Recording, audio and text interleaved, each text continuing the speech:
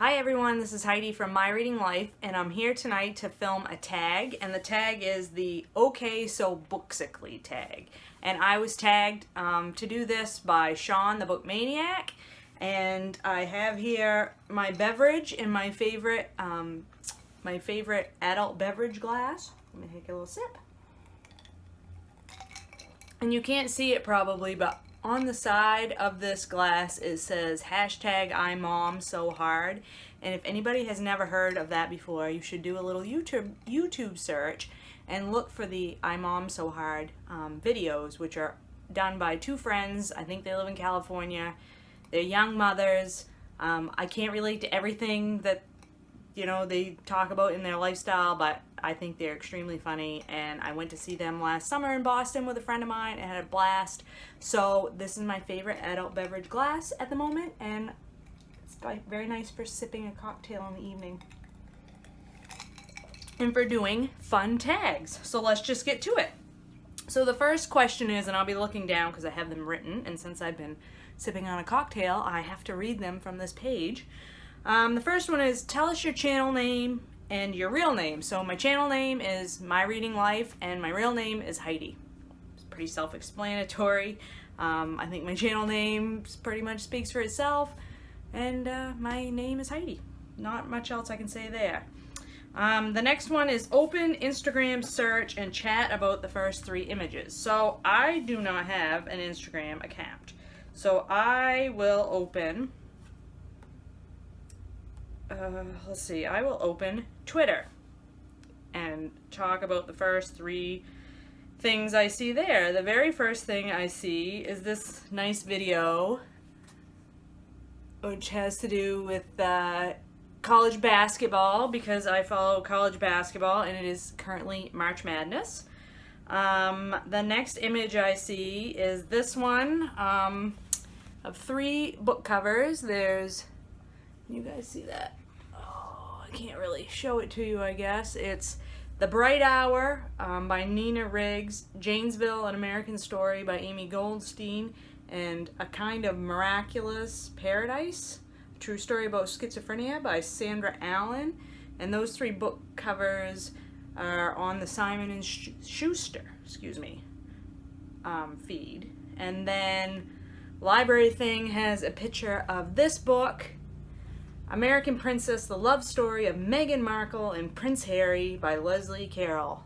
Not letting the grass grow under their feet to get a memoir or something out about Prince Harry and his new fiance, are they?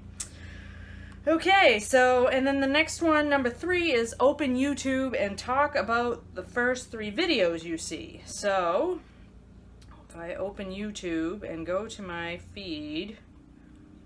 Oh, excuse me, if I can get there. Home. Alright. The first one I see here is, oops. That's not going to work. The first one I see is a video from Aldi Books, Doris, her February haul number 2. The second one is MBI 2018 Longlist Reaction video by Matthew Scarapa. And then the last one I see, or the third one, not the last one, the third one I see is a clip from the last week tonight with John Oliver from HBO NRA TV. So pretty much I only watch booktube videos on my YouTube, with the exception of John Oliver, #IMomSoHard, and then perhaps some Samantha Bee or some other political type show. But pretty much almost exclusively booktube videos on my YouTube feed. Number 4, your favorite song to listen to while reading or writing, and how many plays it's got. I don't listen to music while I read, and I don't write if I can help it. I'm not a big fan of the writing, so don't do that, and I don't like to listen to music while I read, pretty much. Favorite book on your shelf at the moment? I would have to go with one that I just finished, and that is Eleanor Oliphant is Completely Fine. I just finished this, what's today? Today's Wednesday. So I just finished this on Monday.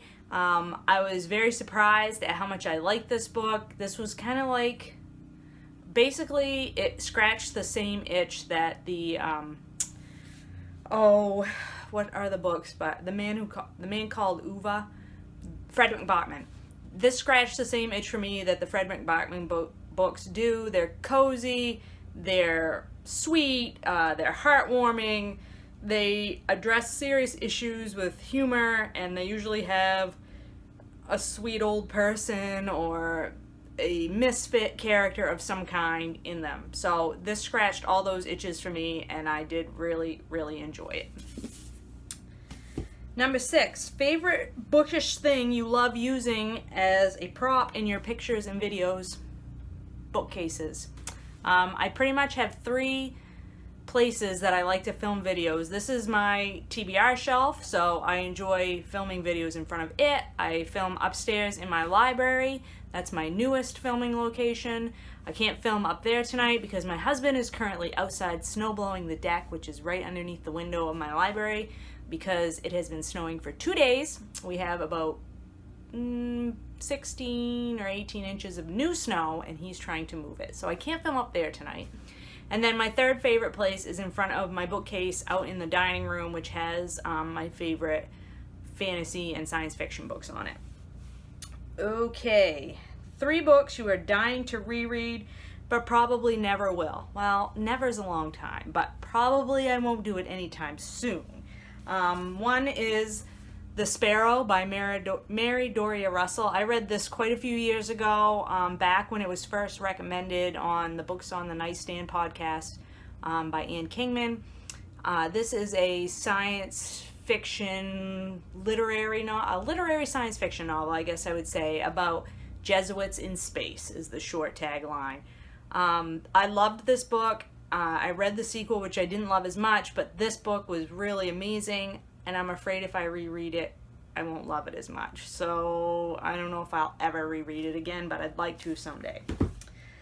The other thing I'd like to reread is, I have The Stone Sky here, but I would like to reread the entire trilogy by N.K. Jemisin. This is the Broken Earth trilogy, we talked about ad nauseum on BookTube. I do really want to reread these, but 3 long fantasy novels, like, I know it's always hard to find the time to reread something that long, but I do hope to reread them one day and get the things out of them that I missed the first time. And then the last thing that I really would like to reread, and I keep thinking about it and even thinking about doing it on audio, but it's so long, it really is daunting, is The Stand. This is my version, the uncut version that I received from my best friend when I was in high school for my birthday. I read the original version first, and then she kindly bought me the uncut version when it came out when we were in high school, and it was my birthday. And I love, love, love The Stand by Stephen King. It's one of my favorite books of all time, and I really want to reread it, but guys, it's super long. So I don't know. I may listen to it on audio. I don't know. It's one of those things I'd like to reread, but who knows. Number 8, amazing bookish finds. So right now I would say number 1, I have a couple of things. Number 1 is from Candace over at Beacon Hill Books.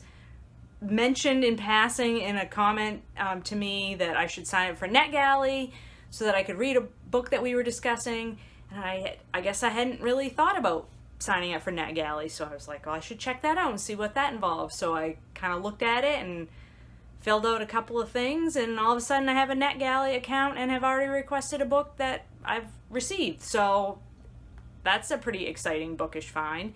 And then the other thing I think that's bookish and exciting for me right now is the Women's Prize for Fiction long list. This is really the first time that I've been sucked into the prize list excitement, I think, and I'm really loving just seeing all the videos that people are posting about the long list, going to my library and trying to find out what books my library has and what books I can request through the long list, and all of that.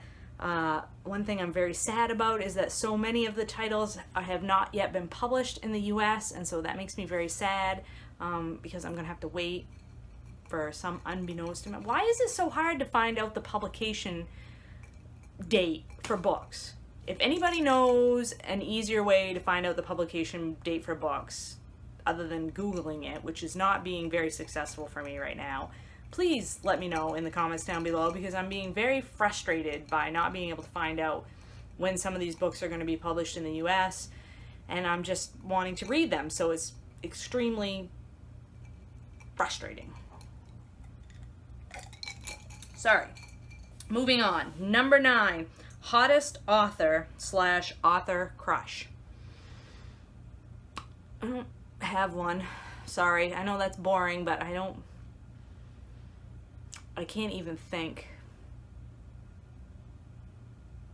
I just don't have one. I don't know. Trying to think of anything, and I'm coming up with a complete and utter blank, which just goes to show you that I don't pay very much attention to what the authors look like in the books that I read. So I don't have a good answer for that question. So that's it. That's the Okay So Booksically tag. Thank you, Shawn, very much for tagging me. I had a good time doing this tag and answering all these questions. And I would like to tag Doris from All the Books. Hopefully she would like to do this tag. I would like to tag Candace from Beacon Hill Books. So if anybody else has not done this tag and would like to, please consider yourself tagged, and I would love to see what you come up with for answers to these questions.